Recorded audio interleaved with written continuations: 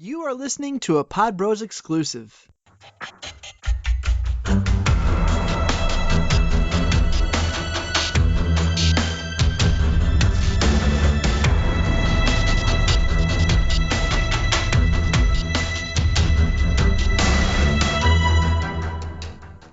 Hey now, everybody. We are live and back. Brand new episode, Take Aim Outdoor podcast. And as always, excited to have new guests on the show. And this week, no exception, we have Caleb Copeland from Sub7 Media. Caleb, what's happening, my man? Nothing much, man. Trying to get some shows out before we head to Iowa tomorrow. That's super cool. I know you just said you were in Georgia, but how hot is it down in Georgia? Because I'm up here in Michigan, and we're just getting the occasional 70-degree day, and I feel like I'm melting. Oh, my goodness. Yeah, it's about, I don't know, it feels like about 85 today. It's entirely too hot. I hate Georgia for that one reason only. I've got some buddies I'm actually going to hunt with in Michigan next weekend, and he called me about a week or so ago and said they still had snow on the ground. So I don't know if I want it that cold all the time, but I would definitely take some more 50-degree days than we get. Well, that's super cool. What part of the state are you headed to here in Michigan? Not exactly sure. I know I'm flying into Grand Rapids, and he said it's about 45 minutes from there, so I don't actually know. All right. It's kind of like West Central, so central western part of the state. So that's cool. You should be coming into a pretty good week. The birds are just kind of getting fired up here. So especially up there, I would assume they're just maybe a few days behind, not much, but obviously it's nice when the birds don't have so much snow around it. I know they had snow, but it's pretty much should be gone now, so you should be catching it perfect. That's what I like to hear. Well, that's cool, man. Well, I know you're headed to Iowa tomorrow, but who and what are you doing in Iowa tomorrow? Every year this will be the fourth year, our entire company, Sub7, goes up to Lee and Tiffany's place, which is another show that we produce, and we do what we call the Sub7 Crush Turkey Hunt. And we split off into teams. There's Team Lee, and then there's Team Tiff. They're team captains, and I'm on Team Lee, and we've won the competition the last 3 years, so this will be the fourth year in a row. Hopefully we shoot as many turkeys as we can. Everybody gets one tag, and then we score the turkeys on the NWTF scoring system, and then we judge the footage because the kill has to be on camera. So we're 3-time ranking champs and going for number 4 this year. That sounds like fun. So do you guys pick teams, new teams every year, or how's that part work? No, we've been on the same teams ever since the beginning, but, we add guys. We hire new people, or some guys can't come. So they switch up a little bit every year, but for the most part, they're the same throughout the years. We'll just add people and take people away. But I've been on Team Lee since the beginning. So, it's a lot of fun. It's really good to get out of office. April, September, and November, for obvious reasons, are always our busiest months. So it's nice to kind of get out of the office for 5 days and go up there and run around and chase turkeys. And it's a good look behind the scenes of kind of how we do things and kind of the quirky ways that the camera guys and producers are anyway. So we have too much fun on that trip. A lot of pranks are pulled, feelings get hurt, that kind of stuff. That's cool. I'm sure there's quite a few employees that you know have been there for a certain amount of time that you probably look forward to seeing and hunting with and sharing all that stuff with. Yeah, we've got I think 12 or 13 full-time guys now, and I only get to see the guys in the office most of the time. I don't get to see some of our guys that live out Midwest very much, just because we all are scattered on different projects, so we don't cross paths a whole lot, probably 2 or 3 times a year. So this is a good time for us all to get together and hunt and really just kind of kick back and have a good time. Well, I know that I mentioned that you work for Sub7, but give me some details about what you do there and let the listeners know, like, exactly, what shows you guys have. And I know it's a ton of work, so if you want to talk about that for a minute, Caleb, feel free. I mean, you guys are super busy with the amount of TV shows you guys have. Yeah, currently we're doing, I think it's 7 TV shows. One of them, well, I'll say 7 shows, 7 projects. 6 of them are TV shows. One of them is a short film series. I currently produce, and my job description is producer-editor. So I'm in the field about 100 to 120 days a year shooting different shows. and then I edit the rest of the time. So I'm in the office. I kind of split time between the office and the field, just so I can keep my sanity. I like being in the field more than I like editing. But editing, for anybody listening that wants to get into this business, learn how to edit, because there's such a shortage of good editors out there. We're currently looking for good people now. It's just hard to find them. But we produce, the show that I produce is The Habit on the Sportsman Channel with Chuck Belmore, John Justice, and John Paul Morris from Bass Pro Shops. The other show that I'm kind of co-producing with another guy in the office, which we're all kind of splitting duties, is Gamekeepers with Mossy Oak. We just started that one this year, so we're really excited about it. It's one of the first things that Mossy Oak's ever had somebody from the outside come in and help them produce, trying to kind of step up their production value, and had a really good time on that one, learning a whole lot, because it's not necessarily a hunting show. It's kind of more of an information show on how to manage for deer and wildlife, farming for wildlife, all that good stuff. And then I said we do the Fresh Lee and Tiffany, Craig Morgan's All Access Outdoors, Swarovski Optics Quest, Hunt Masters with Greg Ritz. We're doing the short film stuff with Under Armour. And we also do, what am I forgetting? I'm forgetting somebody. No, I think that's it. I'm not forgetting anybody. That's it. Yeah, that sounds like, I think you covered everybody that I was thinking of. So that's super cool. Is there, I know obviously all those shows are a little bit different. Is there something you sort of favor a little more, Caleb, than something else? I mean, just you personally that you like to do? Well, the show that I produce right now, me and Zach Phillips produce it, and it's The Habit, like I said, but it's turned into more of a comedy show than we ever thought it would be. I mean, it's a hunting show, but the three guys that are the hosts are so much fun, and kind of our biggest job on that show is just kind of trying to keep it toned down, because they're so high-strung and they like to have a good time. And I think the reason the show's successful and people like it is because the guys on it are so relatable. Everybody has someone in their life that they can relate to, like Chuck, John, and JP. So we just have a blast everywhere we go, and it's one of the funnier shows. And it's sometimes it's so fast when we put it together. If you're not watching the whole time, you'll miss something, which is good and bad. But it keeps your attention, but at the same time, it's a really fast-paced show. But it's a fun one to do just because of we hunt everything, and we don't have to kill big deer. We just have to go out there and shoot stuff and have a good time. And that takes a lot of pressure off us, not having to try and shoot a 160 or 170 every time we go out. You know, we do bow fishing, we do turkey hunting, deer hunting, elk hunting, mountain goats. We've played paintball, we've shot, prairie dogs. We've done everything. And I mean, there's specialties bow fishing, and we do, 3 or 4 shows a year that are bow fishing, which those are a lot of fun. But it's just a variety show with a lot of lifestyle, a lot of behind the scenes and kind of personalities, and it's unlike any other ones out there. But just the sheer amount of fun that we have on the road is what makes that show so special to me.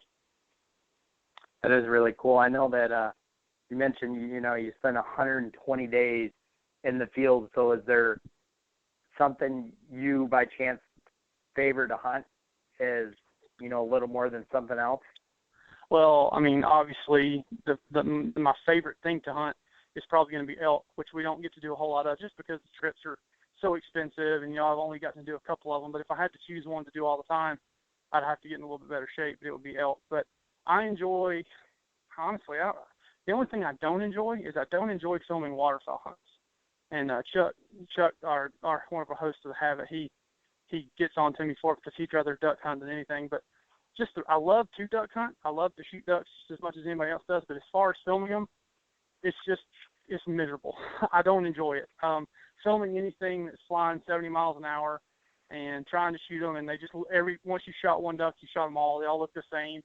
It's hard to film. It's aggravating. It's cold. It's wet, and you're trying to keep $10,000 cameras out of the water. It's nerve-wracking. So if there's one, I like everything, but if I had one that I would rather somebody else do, it would be the waterfowl ones. Yeah, that's a really good answer. I mean, there's so much going on there. Like you said, cold, wet. You have so much equipment that's so expensive, and two, looking through the lens, you're looking at a blank canvas, like, whatever color the sky is. So I would assume that's super, super hard to do.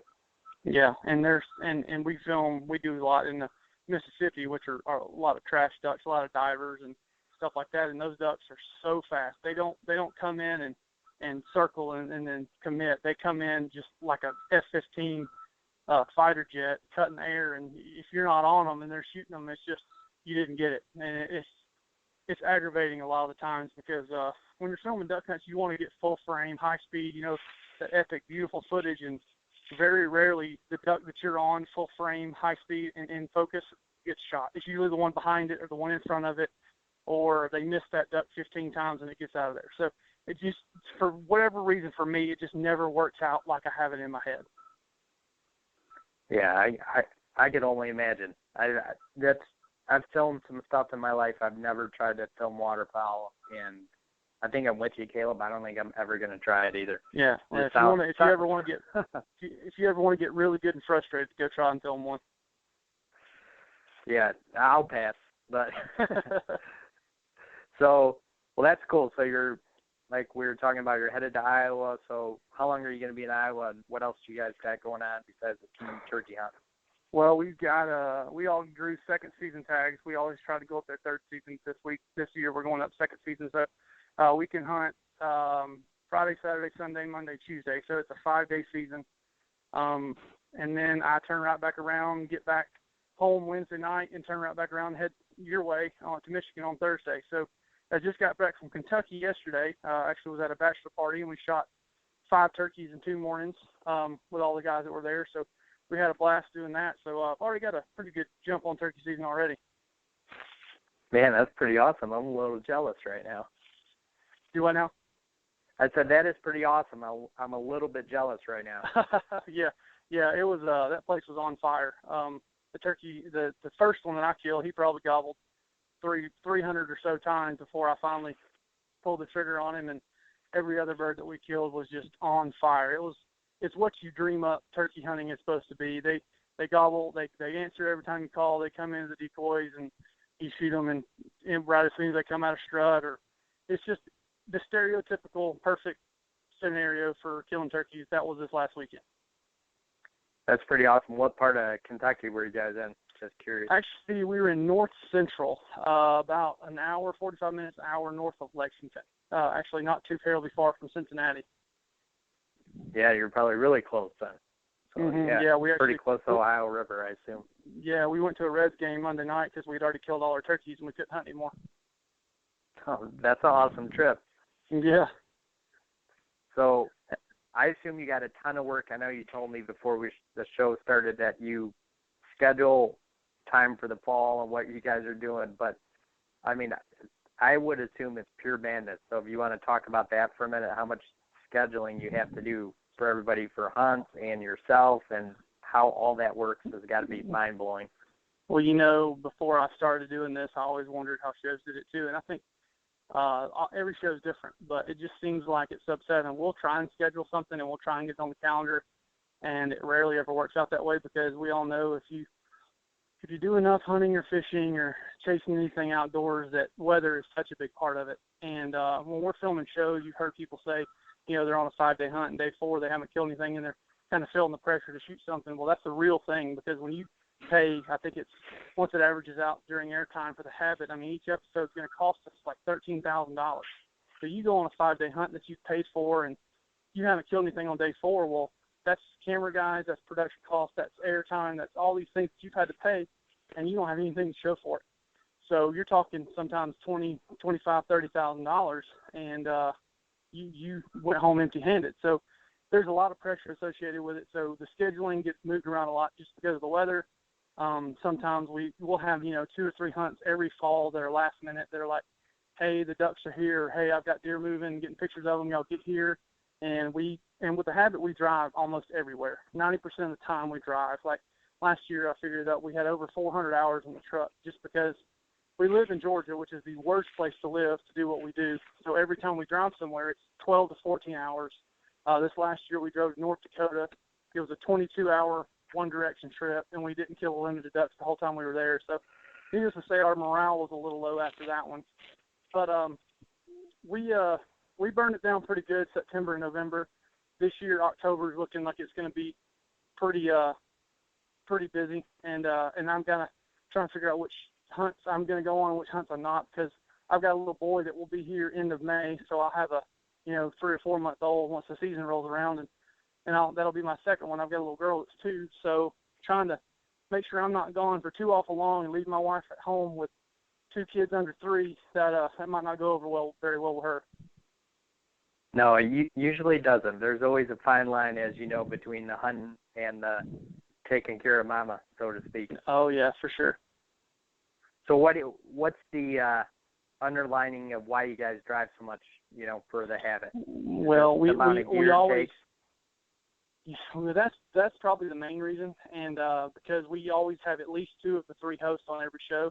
JP's so busy at Bass Pro Shops. There's some shows that he doesn't get to go on, and John is a full-time employee for his dad's company. He's an asphalt and concrete contractor, so when the weather's pretty, he's usually, he's got to work, and Chuck owns his own business. So between the 3 of them, there's usually one of them that can't make the trip. So we'll have 2 of the 3 will go, and each person gets their own camera guy. So you're talking about 2 hunters and 2 camera guys, and then all the gear that we carry, and it's so much crap.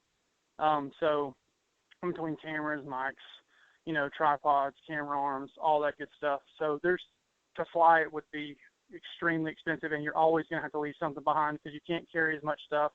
So we just decided, what, heck, we're going to drive. Yeah, I've heard that before, and I knew that was pretty much a reason. I just wanted listeners to know.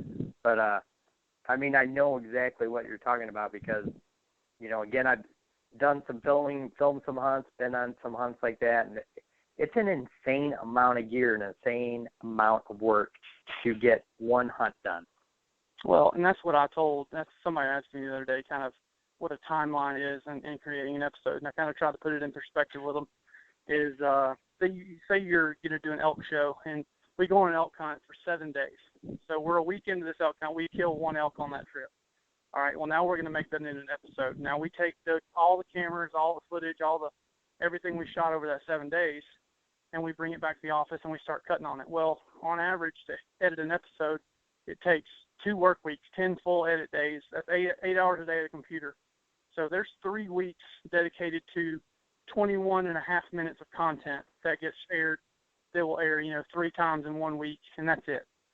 And the most people will watch it for that, that 5 seconds of that kill, and that's really the only part they watched it for. So it's kind of a bummer to think of it that way, because you've got 3 weeks of really hard work into that 21 and a half minutes of content, and somebody's watching it for 5 seconds. So that's why we try and make the shows entertaining before, during, and after the kill as well, because there's so much that goes into making a television show, and we do 13 of them a year per show. So you want people to watch it. You're trying to sell products for sponsors. There's so many things that people don't understand that goes into a show, and I think that's why a lot of guys that want to film hunts and want to do what we do end up not sticking around a lot of times, because they don't realize how much work it is. They see that 5 seconds, and that's all they register is, man, he killed a big elk. Well, you have no idea what it took to kill that elk, how much money it cost, how much time, how much, hard drives and personnel and overhead and all the things that it took to create that hunt. And a lot of shows don't do it to the scale that we do, but at the same time, that's why the shows that we do usually are some of the most watched shows out there, because we do put in that much time, we do put in that much effort, and we take ownership in what we're filming and how we're doing it. So that's what I tell people. When you're watching a show, most good shows, they've got 2 or 3 weeks into that episode. So don't take it for granted and try and watch the whole thing, because there's a lot of nuances in a show that you'll miss if you're just watching it for the kill. No, you're right, man. And, it blows my mind. Like, I know the Crush and Hunt Masters, are 2 shows I seem to kind of get to catch, on a regular basis. And they're very well done.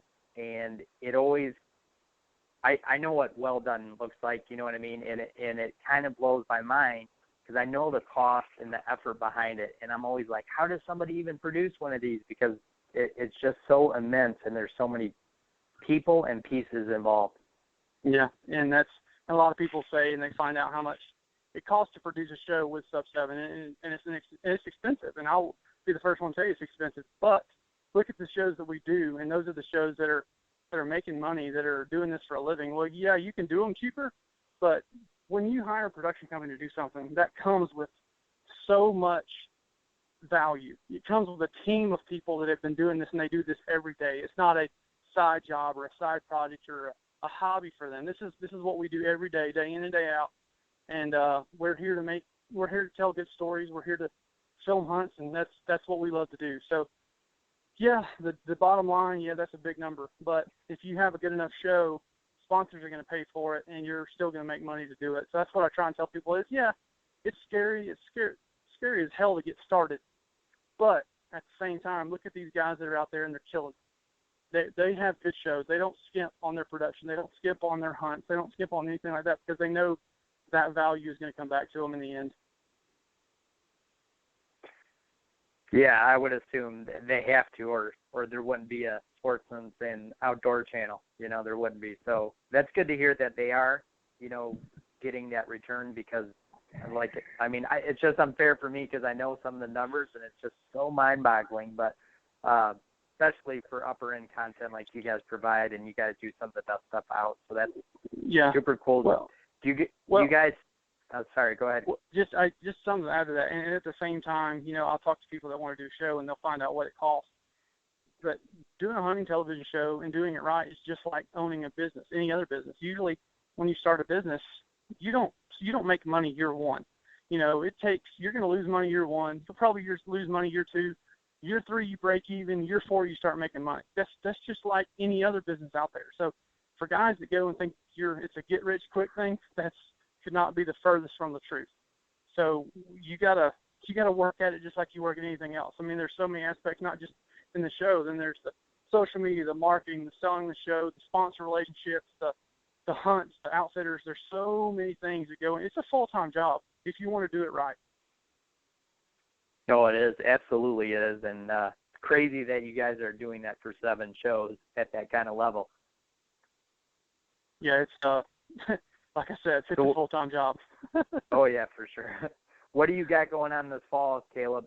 Is there anything you're, sort of excited about doing, or something you haven't done and you're getting kind of? We're one thing that I'm excited about we haven't done yet. We did a predator show last year just because we needed a show. We were one show short, but this year we've got a hunt planned with a friend of mine where we're going to go do a decoy dog hunt in Kansas for coyotes, and it's on a big piece of ground that hasn't been hunted yet, and we are so excited about that because that predator hunting is something that we hadn't done a whole lot of, and we did it last year, and we were hooked. It was so much fun, and getting to do it with decoy dogs, and we're going to be doing elk, and the standard stuff that we normally do. We're going back to Oklahoma again. That's probably our favorite place to go. It's been so good to us for whitetails. But that decoy dog show is one we hadn't done yet, and I'm really excited about it. That sounds super cool. What time of year are you guys going to do that? Well, supposedly it's going to be early June, and that's the part I'm worried about because my little boy's supposed to be here end of May. So I don't know if I'll get to go on it, but I'm hoping I will. Yeah, that's cutting it close, but hopefully you get the chance. Yeah, we'll see if my old lady will let me get away with that one. I'm not going to hold my breath. So I know that from a sort of reliable source that you had an Iowa deer hunt last year. Is that right? Not this last season, but the year before, yes. Okay. And then from that, I believe that deer hunt you had, or somebody anointed you with some really awesome nicknames like Captain Crunch, Thunderfoot. Oh, that wasn't from the Iowa hunt, but yes, I was anointed with those nicknames 3 falls ago on a Yukon moose hunt by Glenn Garner. He's the land manager for Jeff Foxworthy. That's when I was producing the web series for Jeff Foxworthy called Foxworthy Outdoors Inside and Out, and we did a moose hunt in the Yukon, which is top of my list of the coolest things I've ever done by far. Getting to go up there on the McMillan River and hunt moose out of a boat and call them in on the bank, and we killed one. It was the most epic thing I've ever done. But I'm a big guy, I'm 6'3", 275, and and Glenn, we always aggravate him. He's just a little fella. So I'm filming him hunt, and we're walking. He's little. He's got little feet. He's going to be quieter than I am. And he'd look at me, and kind of roll his eyes and aggravate me. And he started calling me Captain Crunch and Thunderfoot about 3 or 4 days into the 7-day hunt. And turns out, though, big moose make a lot of noise, so it turns out to work in our favor. That's pretty cool. You can't beat that, right? No, it was a lot of fun. But that was we aired that on that web series. It's still online, but that was by far the coolest thing I've ever done. Well, at least my information was halfway correct. But hey, what? Yeah, I'm sure that was Baker Levitt telling you that one. It could have been. He's constantly emailing me, texting me, and we're talking about hunting. He's got the turkey hunting bug. I've went duck hunting with him out there in Skagit Valley. He's a good dude. Yeah, I like Baker quite a bit, yeah. And hopefully I get the chance to hunt with him sometime here shortly. But where and what can people see from what you guys got going on?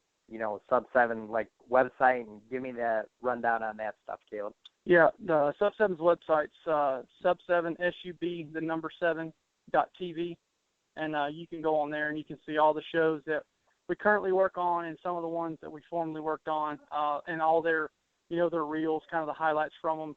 As far as the shows go, you have to watch Southern Outdoor and Sportsman. The Habit Season 1 is available on thehabit.tv, so you can see all of Season 1 there. But the rest of the shows, they sell DVDs and things like that. So unless you watch them on television or buy the DVD, the only place you can see them is on those two outlets. Gotcha. And I don't know if you do, Caleb. I haven't had the chance to look, but do you have anything for yourself out there as far as social media? Do I have what now? Do you have anything for yourself personally out, like an Instagram or anything like that, social media-wise? Yeah, I couldn't tell you what my Facebook thing is, but I'm on Facebook, Caleb Copeland, and then my Instagram's at cdcope7, CDCOPE7. Yeah, we posted one of those kills from Kentucky this last weekend, high-speed shot of shooting one, and it's gaining some traction. There's a lot of people looking at it. It turned out pretty good.